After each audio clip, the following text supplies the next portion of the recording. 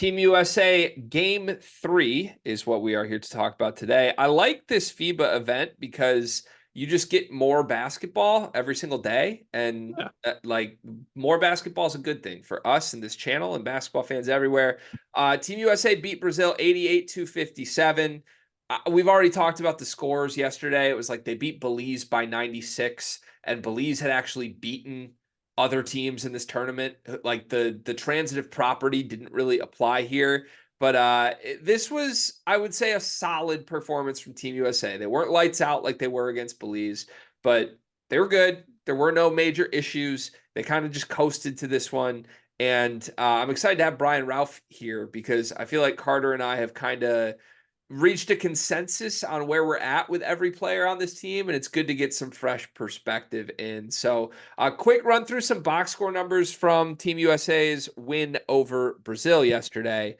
Once again, I come away from watching this feeling like Darius Acuff is the alpha, and this was not a great Darius Acuff game. It's the first time that we've had one that's like a little clunky. Okay, the shot's not going in, but visually to me, just from watching it, it still felt like the team was featuring him in a way that prioritized him as the alpha on this team. And that means something to me. But he only finished with 8 points this game.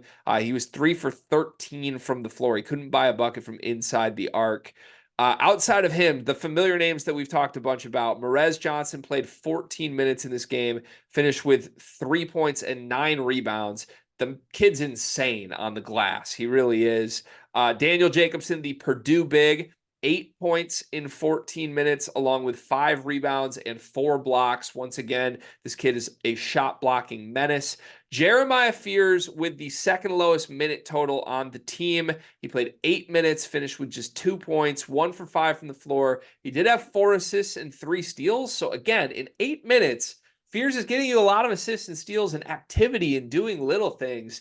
But as Jeremy Fears tweeted, his brother, yesterday, basketball politics are crazy because I think that maybe, and I don't know, alluding to the fact that Jeremiah can't crack this rotation a little more. And Trey McKinney, who I have been saying was awful, went 0 for 6 from 3 again in this game, but he did have 12.7 rebounds. He just can't make a shot right now. So there's everything that happened in the Brazil game, Brian. What's your takes on Team USA in general for this U18 team? I think it's interesting because at an event like this, where it's just the Americas, we should dominate everybody no matter what. Right. So it's not necessarily a big test for how good you are, but there's a lot of the extracurricular stuff that you kind of just went over. You want to see how people's shots go, what their contributions are, what they can do outside of just being awesome athletes. That is going to matter at the next level, right? I'll point to the Jeremiah Fierce thing because there's a lot of activity in those 8 minutes. And I know he's the headliner for negative reasons with this. And I understand the idea of wanting him to crack the rotation because based on his pedigree, should be playing more than he is. He was also the only player in this game to finish with a negative plus minus. And he had the lowest efficiency rating of any player on the U.S. team, despite having 4 assists and 3 steals in 8 minutes, because he also took 5 shots and made 1 of them. Like, he is, some of this, I'm sure, and it seems to be this way watching them, is him being angry and wanting to do as much as he can in the little time that he has, but he's forcing things. And when you force things, you tend to not play as well or as efficiently as you need to. And I think because there are lots of other options that US is going to win with no matter what, you don't necessarily play the guy who is pushing things and not being as efficient as he needs to be. Yeah. Yeah, I can see what you're saying. And look, his shot wasn't falling yesterday at all. He was 0 for 3 from 3, finished 1 for 5. So, like, it's one of those things. Fears is very much a score first player. Now, he's a score first player that, mind you, had 4 assists, which was the second highest total on Team USA in only 8 minutes. So, like, he is a gifted passer. but he is like out there wired to score. That's just how Yeah. he plays. That's the language he speaks on the court. And if the shot's not going in on this team, it is okay. We have Christopher Brown, we have Acuff, we have Fears, or we have McKenny, we have Jasper Johnson. So I get it. And it was good to see more Jasper Johnson. I've been begging for more him as I've been begging for more Jeremiah Fears. And I thought Jasper was really good. He was 4 for 7 from three, four Yeah. assists for him, 2 steals. So, like, he's still, to me, he's my favorite point guard prospect in this class. And I kind of wish they were giving him starter minutes the way they give it to Acuff and McKenny right now. But the bottom line, this roster was constructed with so many score first guards on it that I feel like it's just like every other game, there's going to be a different one that pops off, and somebody's probably going to get deprioritized a little bit. And this game, it was Jeremiah getting deprioritized while other guys played better. I think Jasper was probably the best guard on the floor in this game. You had mentioned before we click record on this one, Daniel Jacobson. We want to talk about him. So I found it interesting. These two Big Ten bigs, Merez Johnson is like the future at center for Illinois. Daniel Yep. Jacobson is like the future at center for Purdue. Merez, Yep. totally different games. Merez is Yep. like smaller but physical, high motor, intense rebounder. And Daniel Jacobson is like a string bean, but can block everything, has great timing, and can step out and shoot a little bit. These guys played identical minutes. They both played 14 minutes and 40 seconds in this game. Merez finishes with 9 rebounds to Jacobson's 5. Merez only had, what do you have? 3 points, I think I said. Jacobson had 8. And Jacobson has 4 blocks to Merez's 1. Kind of speaks to the different ways they play. Which one of these two are you higher on the future of?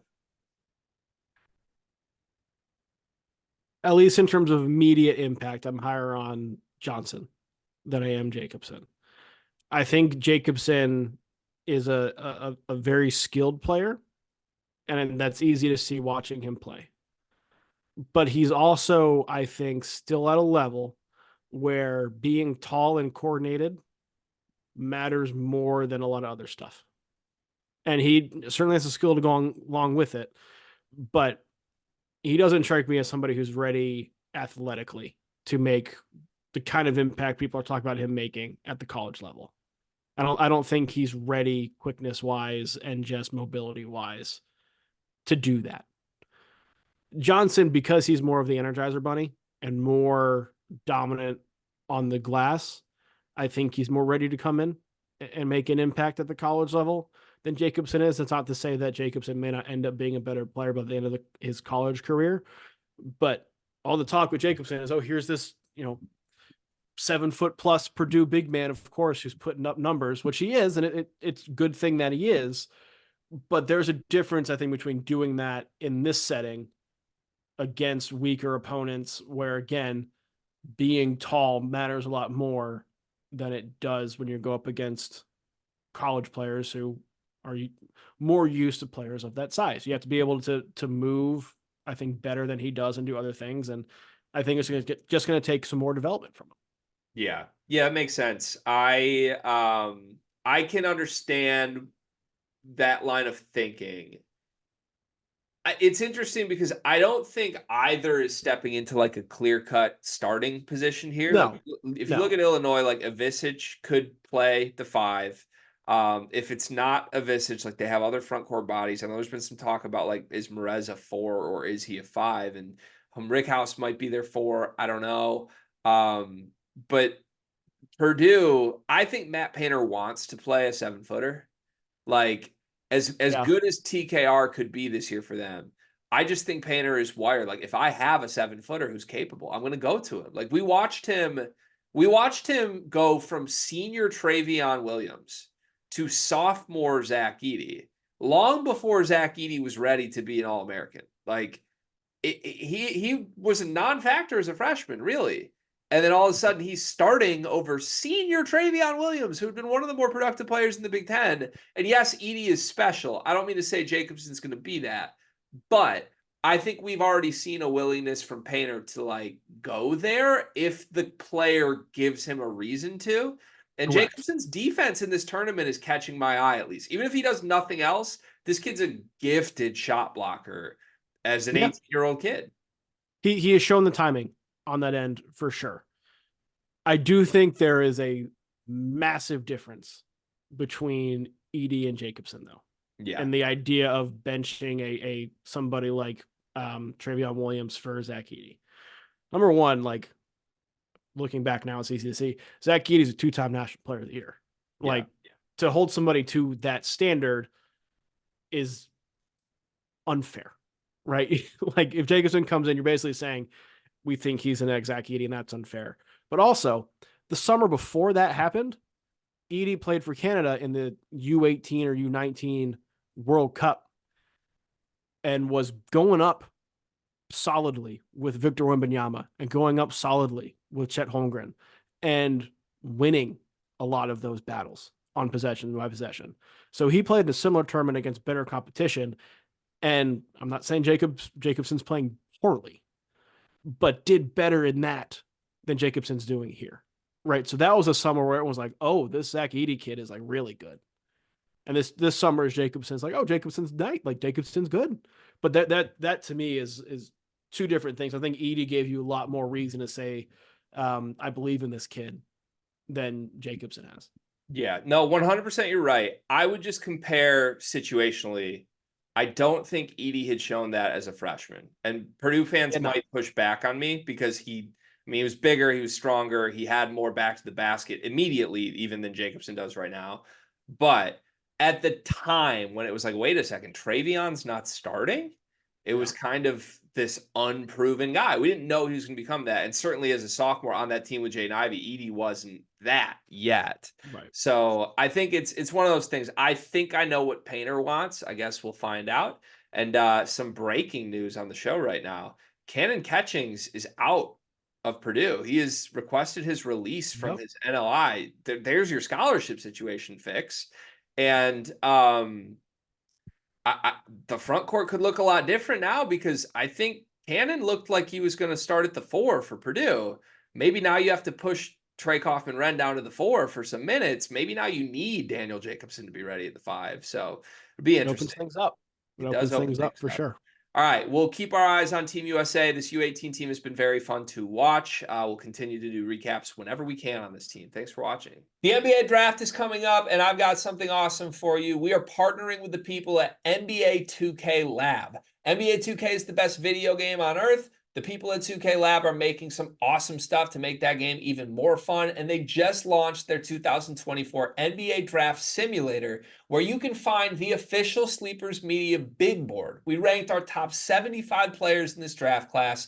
Me, Carter, Brian Ralph, Riley Davis. We did it together, and it is featured on the 2K Lab NBA Draft Simulator. You can take control of any team in the draft, play GM with just one click, and see our entire rankings before these videos even come out. Check out the link in the description of this video to try out the draft sim for yourself, and you can find more mini games at NBA2KLab.com/NBA-mini-games.